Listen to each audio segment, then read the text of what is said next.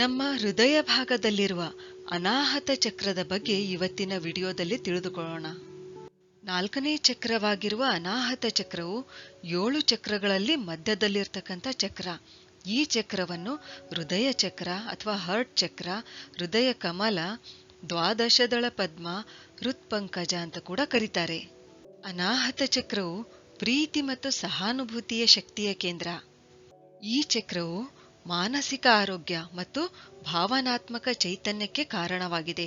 ಸಂಸ್ಕೃತದಲ್ಲಿ ಅನಾಹತ ಅಂದ್ರೆ ಅನ್ಸ್ಟ್ರಕ್, ಅನ್ಹರ್ಟ್ ಮತ್ತು ಅನ್ಬೀಟನ್ ಅಂದ್ರೆ ಅಜೇಯ ಎಂದರ್ಥ. ನಮ್ಮ ಕೆಳಗಿನ 3 ಚಕ್ರಗಳು ಭೌತಿಕ ಶರೀರವನ್ನು ಸಂಪೂರ್ಣವಾಗಿ ನಿಯಂತ್ರಿಸುತ್ತವೆ. ಮೇಲಿನ 3 ಚಕ್ರಗಳು ಸೂಕ್ಷ್ಮ ಶರೀರವನ್ನು ನಿಯಂತ್ರಿಸುತ್ತವೆ. ಅನಾಹತ ಚಕ್ರವು ಶರೀರ ಮತ್ತು ಮನಸ್ಸುಗಳ ನಡುವೆ ಸೇತುವೆ ಥರ ಕೆಲಸ ಮಾಡುತ್ತೆ. ಅನಾಹತ ಚಕ್ರವು ಥೈಮಸ್ ಗ್ರಂಥಿಗೆ ಸಂಬಂಧಿಸಿದೆ. ಈ ಚಕ್ರದ ತತ್ವ ವಾಯು. ನಮ್ಮ ದೇಹದಲ್ಲಿನ ವಾಯುವನ್ನು ಬ್ಯಾಲೆನ್ಸ್ ಮಾಡುತ್ತದೆ ಅನಾಹತ ಚಕ್ರ. ಅನಾಹತ ಚಕ್ರದ ಬಣ್ಣ ಹಸಿರು. ಈ ಹಸಿರು ಬಣ್ಣ ಏನಿದೆಯಲ್ಲ, ಇದು ಬೆಳವಣಿಗೆ ಮತ್ತು ಆರೋಗ್ಯಕರ ಸಂಬಂಧಗಳನ್ನು ಅಂದ್ರೆ ಹೆಲ್ದಿ ರಿಲೇಶನ್ಶಿಪ್ಸ್ಗಳನ್ನು ಇದು ಪ್ರತಿನಿಧಿಸುತ್ತದೆ. ಹಸಿರು ಬಣ್ಣ ಪ್ರಕೃತಿ, ತಾಜಾತನ, ಮೃದುತ್ವ ಇವುಗಳೊಂದಿಗೆ ಸಂಬಂಧಿಸಿದೆ. ಹಸಿರೇನಿದೆಯಲ್ಲ, ಇದು ಸ್ಥಿರತೆ ಮತ್ತು ಸಹಿಷ್ಣುತೆಯನ್ನು ಸೂಚಿಸುತ್ತದೆ. ಅನಾಹತ ಚಕ್ರವು 12 ದಳಗಳನ್ನು ಹೊಂದಿದ್ದು, ಈ 12 ದಳಗಳಿಂದ ಹೊರಡ್ತಕ್ಕಂಥ 12 ನಾಡಿಗಳು ಯಾವಂತಂದ್ರೆ ಕಂ, ಖಂ, ಗಂ, ಘಂ, ngಂ, ಚಂ, ಛಂ, ಜಂ, ಝಂ, ಯಂ, ಟಂ ಮತ್ತು ಠಂ.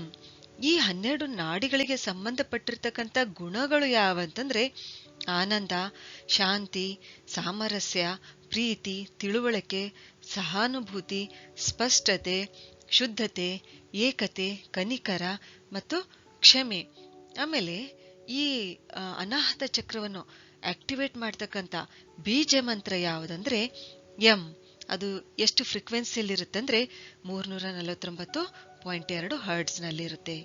ಅನಾಹತ ಚಕ್ರವನ್ನು ಬ್ಯಾಲೆನ್ಸ್ ಮಾಡಬೇಕಾದ್ರೆ ಕೆಳಗಿನ 3 ಚಕ್ರಗಳು ಬ್ಯಾಲೆನ್ಸ್ ಆಗಿರಬೇಕು. ಅನಾಹತ ಚಕ್ರವು 2 ಊರ್ಜೆಗಳನ್ನು ಅಂದ್ರೆ 2 ಶಕ್ತಿಗಳನ್ನು ಹೊಂದಿದೆ. ಒಂದು ಸಕಾರಾತ್ಮಕ ಶಕ್ತಿ, ಖುಷಿ ಅಂತ ಹೇಳ್ತೀವಿ, ಸಂತೋಷಕ್ಕೆ ಸಂಬಂಧಪಟ್ಟಿದ್ದು. ಮತ್ತೊಂದು ನಕಾರಾತ್ಮಕ ಶಕ್ತಿ, ದುಃಖಕ್ಕೆ ಸಂಬಂಧಪಟ್ಟಿದ್ದು. ಈ ಚಕ್ರದ ಸಂಬಂಧ ನಮ್ಮ ಫೀಲಿಂಗ್ಸ್, ನಮ್ಮ ಎಮೋಷನ್ಸ್ ಇವುಗಳ ಜೊತೆ ಇದೆ. ನಾವು ದುಃಖಿಯಾದಾಗ ಅನಾಹತ ಚಕ್ರ ಇಂಬ್ಯಾಲೆನ್ಸ್ ಆಗುತ್ತೆ. ಅನಾಹತ ಚಕ್ರ ತುಂಬಾನೇ ಮಹತ್ವಪೂರ್ಣ. ಯಾಕೆಂದ್ರೆ ಇದು ನಮ್ಮ ಭೌತಿಕ ದೇಹವನ್ನು ಅಧ್ಯಾತ್ಮಕ್ಕೆ ಜೋಡಿಸುತ್ತದೆ. ನಮ್ಮ ಇಚ್ಛೆಗಳನ್ನು, ನಮ್ಮ ಆಸೆಗಳನ್ನು ಕಡಿಮೆ ಮಾಡಿ ನಮಗೆ ನಮ್ಮ ಜೀವನದ ಉದ್ದೇಶ ತೋರಿಸುತ್ತೆ. ಆಸೆ ಮತ್ತು ಜೀವನದ ಉದ್ದೇಶ ಇವುಗಳ ನಡುವೆ ಏನ್ ವ್ಯತ್ಯಾಸ ಗೊತ್ತಾ?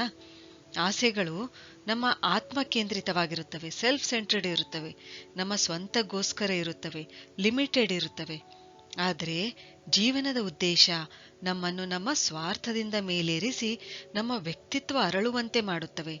ನಮಗೆ ನಮ್ಮ ಜೀವನದ ಉದ್ದೇಶ ಸಿಕ್ಕರೆ ನಮ್ಮ ಆಸೆಗಳು ತನ್ನಿಂದ ತಾನೇ ಪೂರ್ಣಗೊಳ್ಳುತ್ತವೆ. ಅವುಗಳ ಹಿಂದೆ ಓಡುವ ಅಗತ್ಯವಿರಲ್ಲ.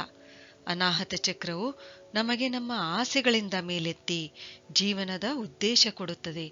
ಆವಾಗ ನಮಗೆ ಅರಿವಾಗುತ್ತೆ ನಮ್ಮ ಆಸೆಗಳು ನಮ್ಮ ಜೀವನದ ಉದ್ದೇಶ ಅಲ್ಲ ಅಂತ.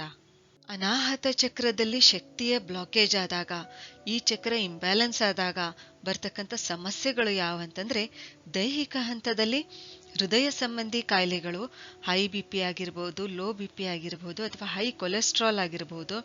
ಆಮೇಲೆ ಪುಪ್ಪುಸಗಳಿಗೆ ಸಂಬಂಧಿಸಿದ ಕಾಯಿಲೆಗಳಾಗಿರ್ಬೋದು, ಲಂಗ್ಸ್ ಡಿಸೀಸಸ್, ಆಮೇಲೆ ಅಸ್ತಮಾ ಆಗಿರ್ಬೋದು, ಥೈಮಸ್ ಗ್ರಂಥಿಗೆ ಸಂಬಂಧಿಸಿದ ಕಾಯಿಲೆಗಳು ಬರಬಹುದು.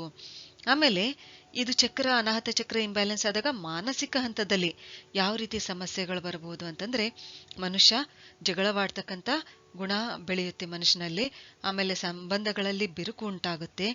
ಆಮೇಲೆ ಎಕ್ಸ್ಟ್ರೀಮ್ ಆಗಿ ವಿಚಾರ ಮಾಡೋದು ಅಂದ್ರೆ ಅತಿರೇಕಕ್ಕೆ ಹೋಗೋದು, ಈ ರೀತಿಯಾಗಿ ವರ್ತಿಸುತ್ತಾನೆ. ಒಂದು ವೇಳೆ ಅನಾಹತ ಚಕ್ರ ಹೈಪರ್ ಆಕ್ಟಿವ್ ಆದಾಗ ಅಂದ್ರೆ ಈ ಚಕ್ರದಲ್ಲಿ ಹೆಚ್ಚು ಎನರ್ಜಿ ಫ್ಲೋ ಇದ್ದಾಗ ವ್ಯಕ್ತಿಯು ಸಂಬಂಧಗಳ ಮೇಲೆ ಸಂಪೂರ್ಣ ಡಿಪೆಂಡ್ ಆಗಿರ್ತಾನೆ, ನಿರ್ಭರನಾಗಿರ್ತಾನೆ, ತನ್ನ ವ್ಯಕ್ತಿತ್ವ ಕಳೆದುಕೊಳ್ತಾನೆ, ಅತಿಯಾಗಿ ವಿಚಾರ ಮಾಡ್ತಾನೆ, ಮೋಹ ಹೆಚ್ಚಿರುತ್ತೆ, one sided love, one sided ಪ್ರೀತಿ ಇರುತ್ತೆ, ಆಮೇಲೆ ದುಃಖಿಯಾಗಿರುತ್ತಾನೆ.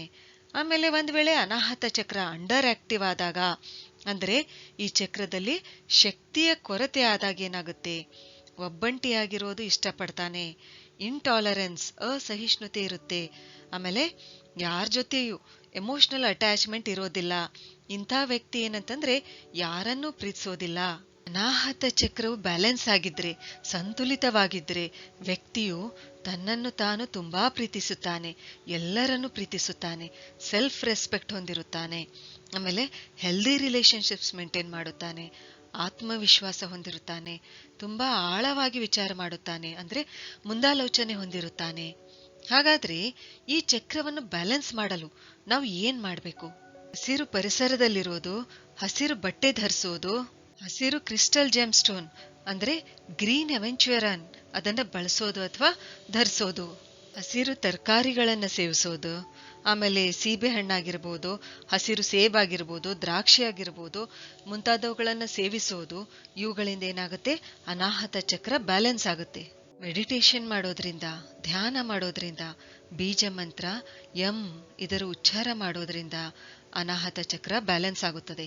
ಇನ್ನು ಆಸನಗಳಲ್ಲಿ ಉಷ್ಟ್ರಾಸನ, ಭುಜಂಗಾಸನ, ಆಮೇಲೆ ಚಕ್ರಾಸನ, ಸೇತುಬಂಧಾಸನ, ಪೂರ್ವೋತ್ಥಾನಾಸನ, ಆಂಜನೇಯಾಸನ, ನಟರಾಜಾಸನ, ಆಮೇಲೆ ಪ್ರಾಣಾಯಾಮ ಮಾಡೋದ್ರಿಂದ ಕೂಡ, ಪ್ರಾಣಾಯಾಮದಲ್ಲಿ ಯಾವುದಂದ್ರೆ ಅನುಲೋಮ ವಿಲೋಮ ಪ್ರಾಣಾಯಾಮ ಮಾಡೋದ್ರಿಂದ ಅನಾಹತ ಚಕ್ರ ಬ್ಯಾಲೆನ್ಸ್ ಆಗುತ್ತದೆ. ಅಫರ್ಮೇಷನ್ಸ್ ಮಾಡೋದ್ರಿಂದ ನಾನು ನನ್ನನ್ನು ತುಂಬಾ ಪ್ರೀತಿಸುತ್ತೇನೆ, ನಾನು ನನ್ನನ್ನು ಕ್ಷಮಿಸುತ್ತೇನೆ, ಯಾರು ನನ್ನನ್ನು ಹರ್ಟ್ ಮಾಡಿದ್ದಾರೆ ಅವರನ್ನು ನಾನು ಕ್ಷಮಿಸುತ್ತೇನೆ, ಹೀಗೆ ಬೆಳಗ್ಗೆ ಎದ್ದ ತಕ್ಷಣ ಅನ್ಕೊಳ್ಬೇಕು. ಇದರಿಂದ ಕೂಡ ಏನಾಗುತ್ತೆ, ಅನಾಹತ ಚಕ್ರ ಬ್ಯಾಲೆನ್ಸ್ ಆಗುತ್ತೆ. ಸರಿ, ಹಾಗಾದ್ರೆ ಮುಂದಿನ ವಿಡಿಯೋದಲ್ಲಿ ಮತ್ತೊಂದು ಉಪಯುಕ್ತವಾದ ಮಾಹಿತಿಯೊಂದಿಗೆ ಭೇಟಿಯಾಗೋಣ. ಧನ್ಯವಾದಗಳು.